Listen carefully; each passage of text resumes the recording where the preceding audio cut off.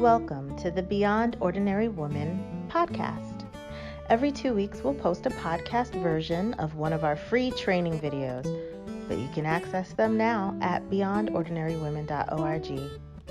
This episode or series includes downloadable information on our website, beyondordinarywomen.org. Go to Resources on the main menu and click on Podcast/Video Extras. Enjoy the podcast. I'm Kay Daigle of Beyond Ordinary Women Ministries, and this is the third video in a series on millennials. And once again, I'm with Nika Spaulding.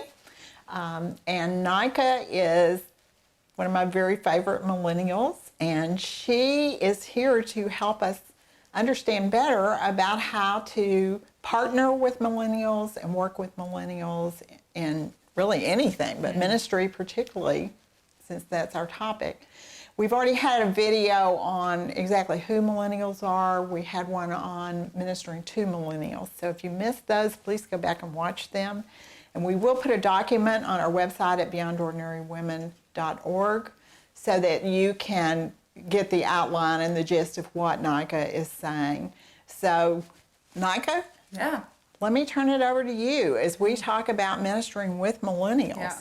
So ministering with, I love to talk about this, and mostly because we're not going anywhere. And so I consistently tell people in ministry, look, whether you have strong opinions about millennials being the worst or you actually believe in us, either way, you're going to hand your ministry off to a millennial someday, or you're going to watch your ministry close its doors, which is far more tragic than letting a millennial run it, trust me. And so this is one of the things that I think people now need to have some sort of plan. How am I going to involve the next generation? And one of the best ways I see doing it is collaborating together. And so rather than just going, hey, I'm going to take a millennial 10 years from now and just go, hey, here's everything I wrote to a manual, good luck. Start incorporating them now. If you have a board for your ministry, put a millennial on your board. If you've got opportunities to sort of a farm program to bring leaders up through it, specifically look and recruit millennials. Millennials want to lead. This is true of the entire generation for the most part. There's always exceptions like we've talked about, but we want opportunities to use our gifts. We want opportunities to take what God has given us and to impact the world in a big way. And so when I see ministries that are cross-generational, I can know pretty early on, is this going to be a healthy handoff? Is this going to be something that over the years, the millennials are going to grow into their responsibilities, understand the ministry ins and outs, and frankly, not have to pay as many dummy taxes as some millennials do when they start from scratch, because they've had the benefit of older, wiser women, men and women, who have helped foster them and grow them. And so now's the time. You know, I'm on the high end of millennial, and I'm 33, just turned 33. They've got 20s and early 30s in this generation. It's not too early to start including millennials in your ministry. And so that's what I'd say, is we're not going anywhere, whether you like it or not. We're the future deaconesses, we're the future women's leaders, we're the future whatever leadership positions you have in the church. And so if that scares you, spend more time with us. And if that excites you, then I would encourage you to start using us now. And then you may be wondering, well, how? You know, where do I best put a millennial? And I think ministering with millennials, a great way to do that is to put millennials where they're already excited, fired up, and savvy. You know, I, as a millennial on the high end, I remember learning how to type early on in elementary school. I remember computers always being a part of my education system. I remember having an email address before I left elementary school. And today, most kids have tablets by the time they're in kindergarten for their school. So when you think about the technology portion of your ministry, which, let's face it, everybody has one now, get a millennial to run it. Have her run your social media campaign. Have her set up email. Have her run your website. She speaks that language. I watch so many frustrated baby boomers or silent generations or Gen Xers who are just going, this is not in my wheelhouse. And I'm going, great. Go get a millennial. And then take her to coffee once a month. Tell her how much you appreciate it and to grow her in those skills as well. But use them in social media. Use them in social justice. Some of the best women's ministries I've been a part of have a part of their Bible study as social justice, outreach to the neighborhood, outreach to the disenfranchised. let a millennial run that. They're passionate about it, they'll recruit their friends, and they have a global mindset of how to grow it. And so there are plenty of opportunities for millennials to use their gifts in really impactful ways. You know, one of the things that I talk about, whether you agree with Colin Kaepernick or not on taking a knee, he got an entire nation to talk about things like police brutality, patriotism, what is respectful, an entire nation talked about these things. Whether you love LeBron James or not, and I love LeBron James, he went home to Akron, Ohio, where he's from, in Cleveland, and he's changing that city. And he's a millennial. You know, he's 32 years old, and he's changing an entire city by using the platform that God has given him. And I could go on and on, naming other millennials who, for better or for worse, whether you land it or not, are at least creating the conversation, creating the space for ministry to take place, for us to enter into difficult conversations. And so ministering with millennials is not that complicated. We're good at a lot of things just by way of how we grew up. And so I would say maximize that, leverage the gifts that God has given us, and put us in those spaces.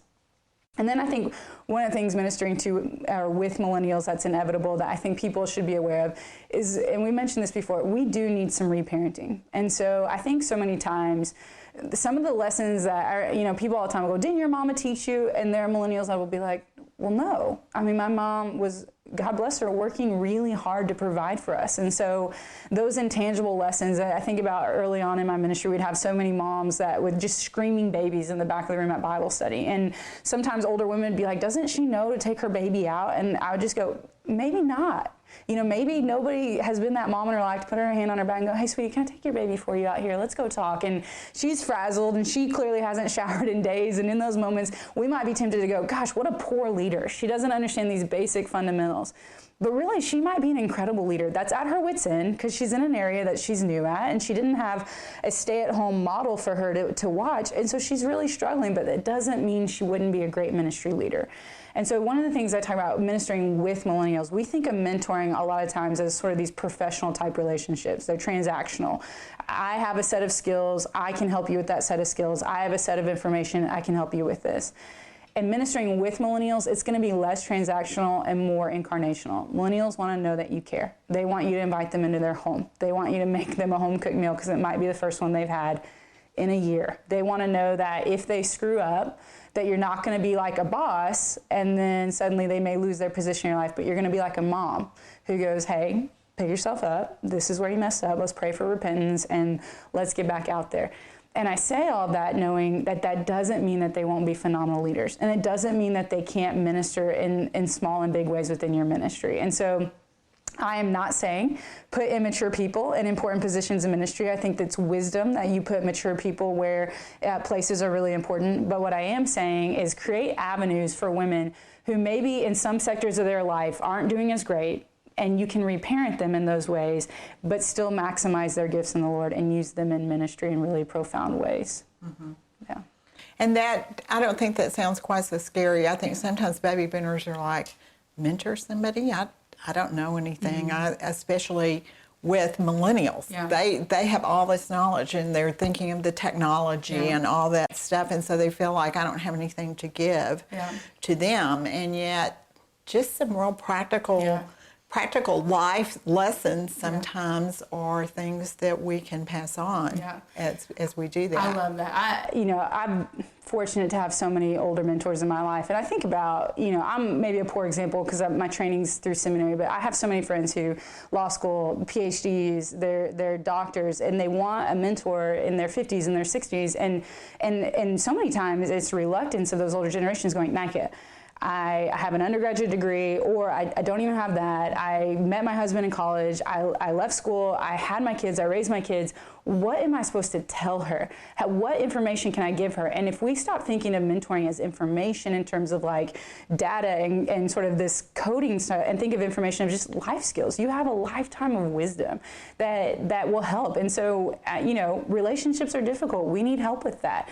How do we transition from being kids that live in our parents' homes to being adults and still managing those relationships well? How do we learn how to say no? I mean, that's something that I find in so many of my older friends, that they're like, oh, you get to a certain age and you quit worrying about disappointing people. And in my 20s, I said yes to everything and needed people above me going, Nike, it's okay to disappoint people. And that's the stuff that It doesn't matter that I have a master's. I didn't learn that in my master's, and so those are so many of the life skills that I think older generations underestimate the wisdom they have with them. And then I would just say, do not underestimate the value of just telling someone every day that you love them, and just every day of telling them, I believe in you, I'm here for you.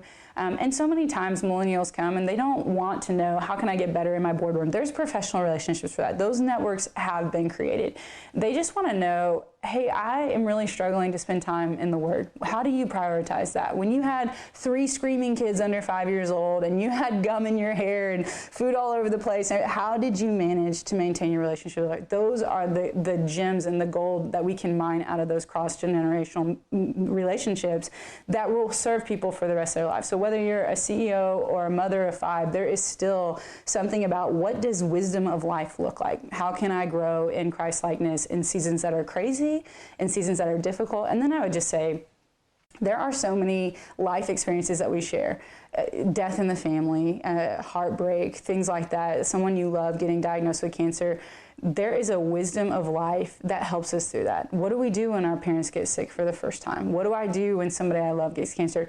Where do I turn to when I don't hear God? Those are the types of things that so many women maybe even go, I don't know, but I'm going to commit to pray for you every day this month, and that alone would be worth that relationship. And so have those kinds of relationships, minister to millennials in that way, so that you can then deploy them in ministry, so that 20 years from now, when somebody asks me those questions, I'll go, you know what, I learned this from my friend Kay Daigle, and this has served me well for the last 20 years, and so let me pass on this richness to you. And I think that is going to help millennials be deployed in ministry for the long term.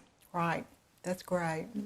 Thank you so much. Yeah. Thanks for all the wisdom and the time that you've given us to share this. So I encourage you again to watch all 3 videos, and if you have any questions, please contact us on our website.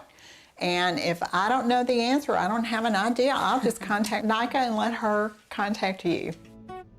Thanks for listening to the Beyond Ordinary Women podcast.